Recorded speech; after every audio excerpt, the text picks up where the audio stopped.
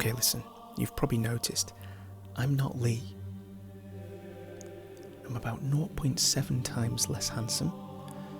I'm about 19 times worse at running, football, and physical activity in general. I'm 29.5 times, roughly, less good at Football Manager. And I'm about 12,000 subscribers worse at YouTube. My name's Jim G.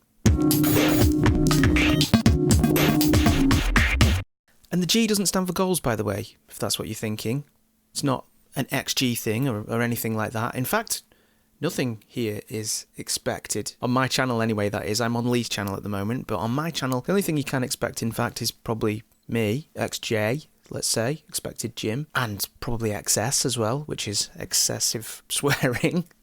Expected quality. You can expect quality, you know? It's a bit like watching Joaquin Phoenix in The Joker, you know? It's like somebody at the top of their game, someone at the peak of their art. So, as mentioned, I'm on Leigh's channel today, and Leigh has very kindly asked me to put together a little guide of potential teams that you could manage in Football Manager 20. And we have a release date for Football Manager 20 now, 19th of November. Not the 20th of November, FM20 20, you know, could have been the 20th, but no, 19th of November it is, so synchronise watches, you know, book your day off work, all of that stuff, and, well, decide what team you're going to manage.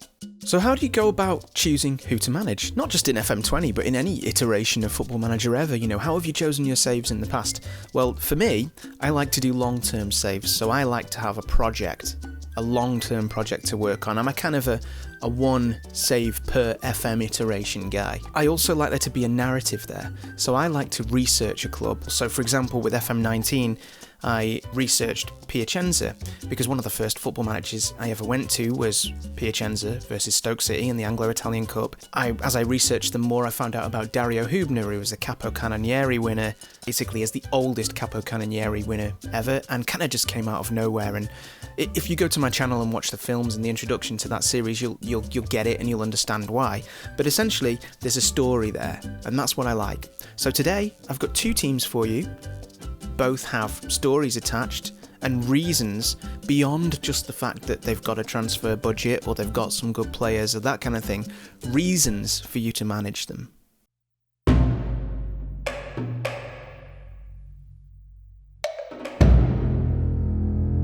Whoa, whoa, whoa, whoa, don't turn off, keep watching. Don't unsubscribe, don't do anything like that. There's no more Robbie Williams, I promise you, okay? Calm down, everything's okay. Hopefully, though, that little pic of Robbie there should help you to kind of guess who this first team is going to be.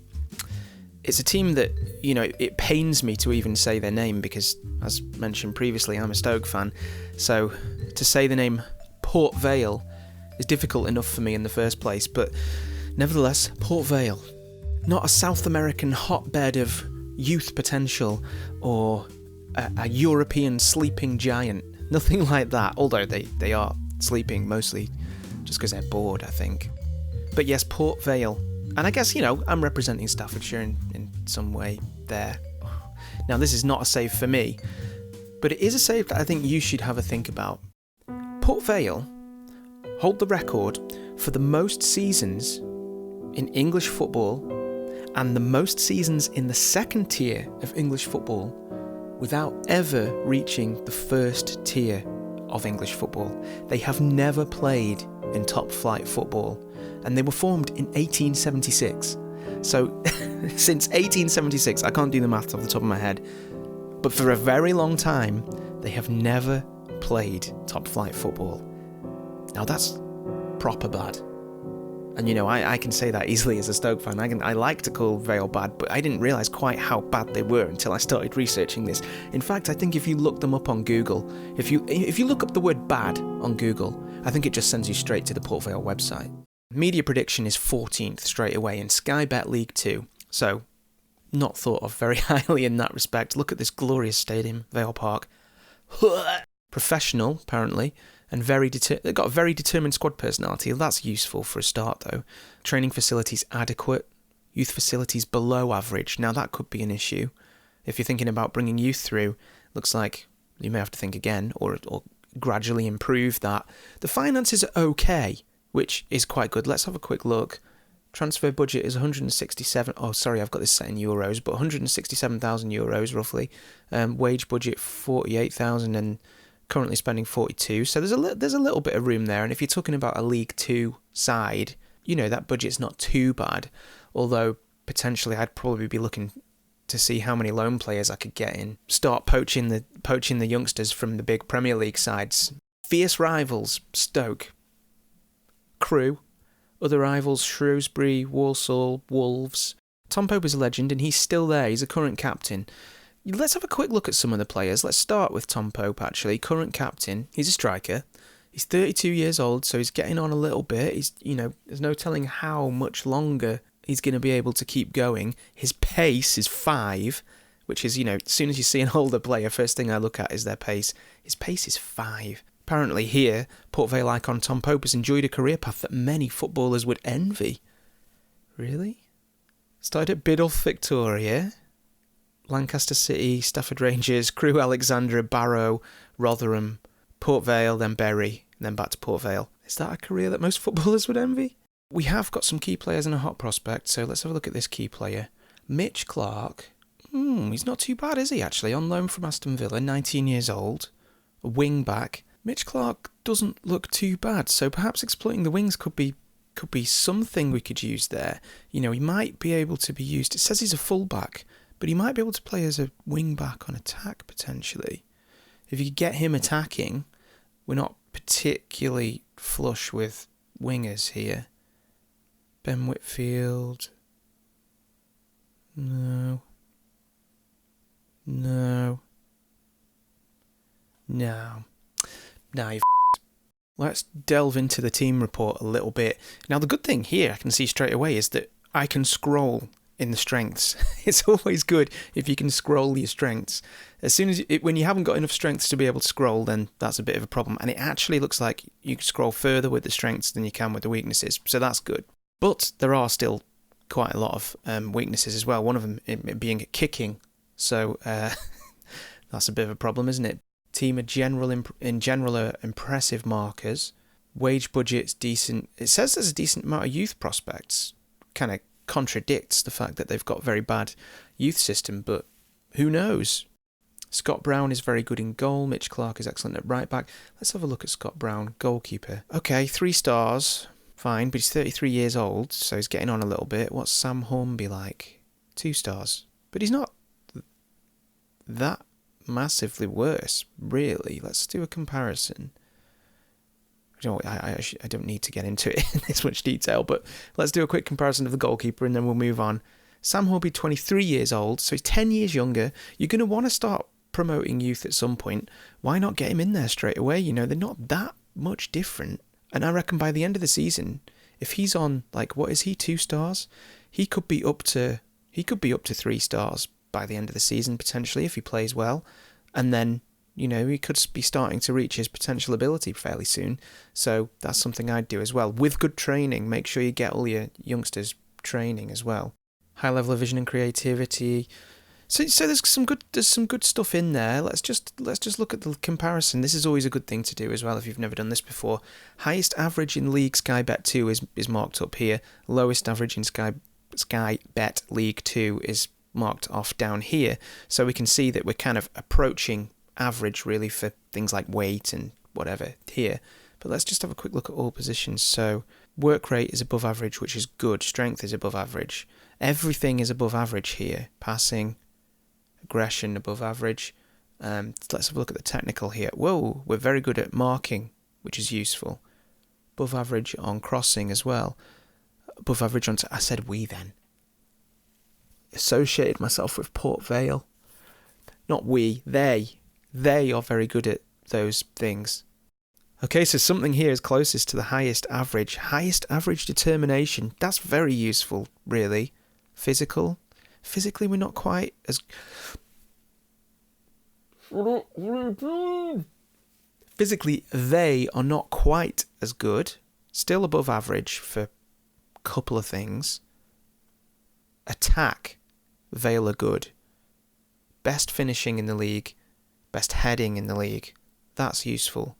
Midfield above average generally, defence above average generally, and goalkeepers above average generally. So that's not too bad, actually. I think you can work with this team. More than that, whether you can or can't, that story alone, for me, would be enough to do this. Well, not for me, because I wouldn't do it, because I'm a Stoke fan. But if you're not a Stoke fan, maybe you want to do this. Maybe you can do it. Maybe you can get Vale in the top flight for the first time in their history.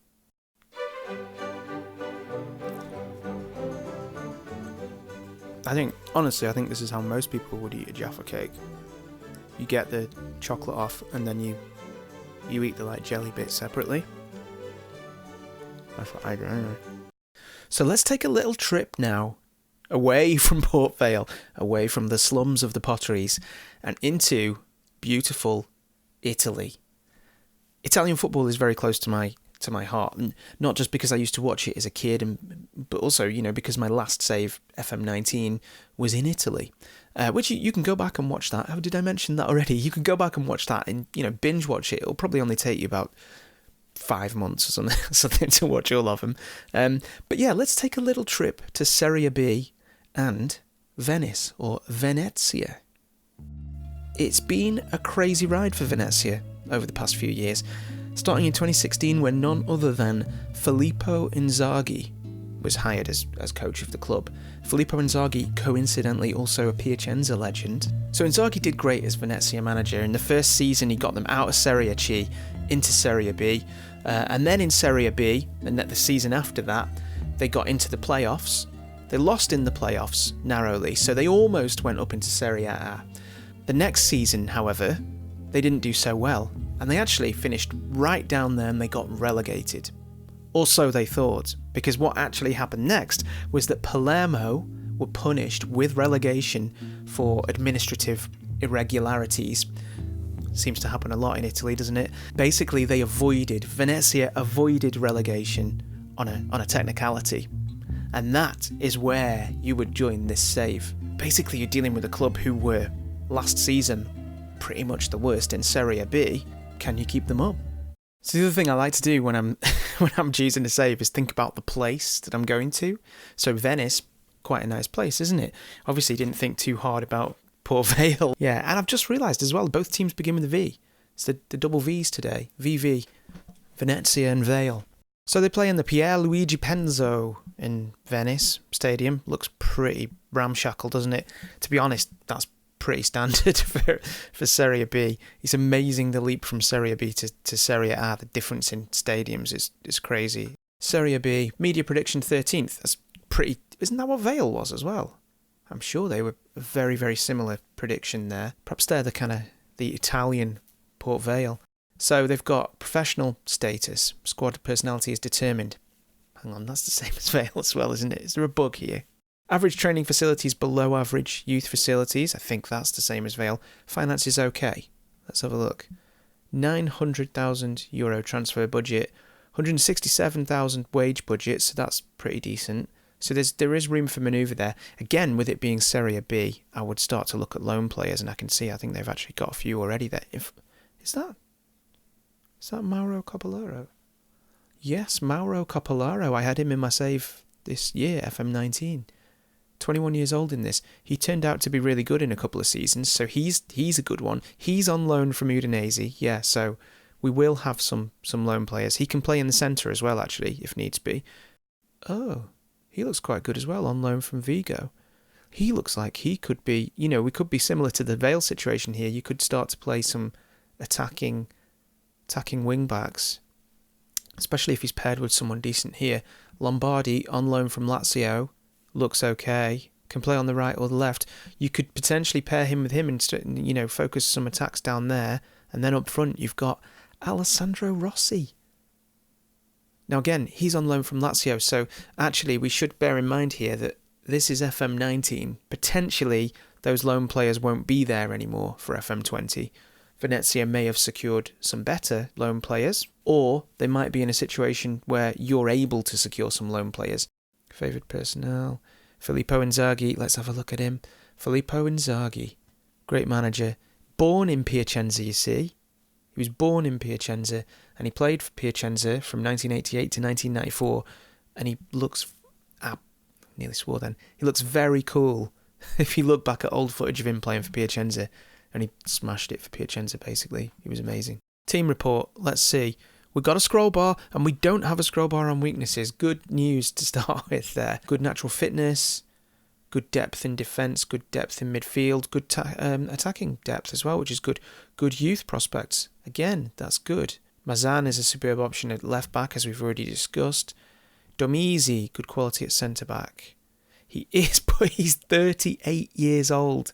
Doing well to have 9 pace at 38 years old. That's how old I am, and I haven't got 9 pace, I can tell you that. There's some okay players here. I think you could build something fairly decent. There's some issues there, but I wouldn't worry too much. You know, let's have a look at the league comparison. Oof, average player wage is up there.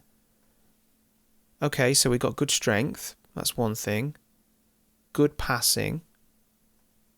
Technical penalties, right up there. It's kind of the thing you don't really want, isn't it? Finishing, free kick taking, passing, technique. They're quite useful things, aren't they? Passing's quite useful in football. Finishing's quite useful in football. You know, technically, if you can pass and you can shoot, you should be winning games. Off the ball is good. I like to see that. What I also like to see is, let's have a look at the squad. You can see here I've got how I've got my view set up here. I've got Flair in there as well. I like a Flair player. Who's this? Di Mariano is the Flair player. Because he's got 2 earrings in. That's why he's a Flair player. Look at him. But they're looking decent. And, you know, not a bad team at all, I don't think. So, there you have it. 2 teams that you could manage in FM20, and I think they'd both be decent saves. It would be very interesting, actually, to know how you get on if you do decide to manage either of these teams, because, you know, as much as I go on about not liking Vale and stuff, I think that actually could be a really, really good save. And Venice here as well. There's 2 really strong stories there. One team that have never been in the top flight, and another team that avoided relegation on a technicality last season. If 1, I wasn't a Stoke fan, and 2, I didn't do Italy last FM, I would do either of those saves. I think they're really good. But long term, so if you like long term saves, go for those. All that remains is for me to say thanks to Leigh for letting me put this film on the channel, for asking me to put this film on the channel, and for you to come over to my channel and subscribe. Please, sir, please come and subscribe to my channel. I'm so very lonely. No, but seriously, you know, come over, have a look. It's JimG FM on YouTube. You can come and follow me on Twitter as well, at JimG_FM, I think. I talk nonsense, but, you know, might be interesting. And I'll reply to you if you want to ask me any questions about any of this stuff, you know. I'm not a knobhead. Hope you enjoyed that. I hope to see you soon. Take care.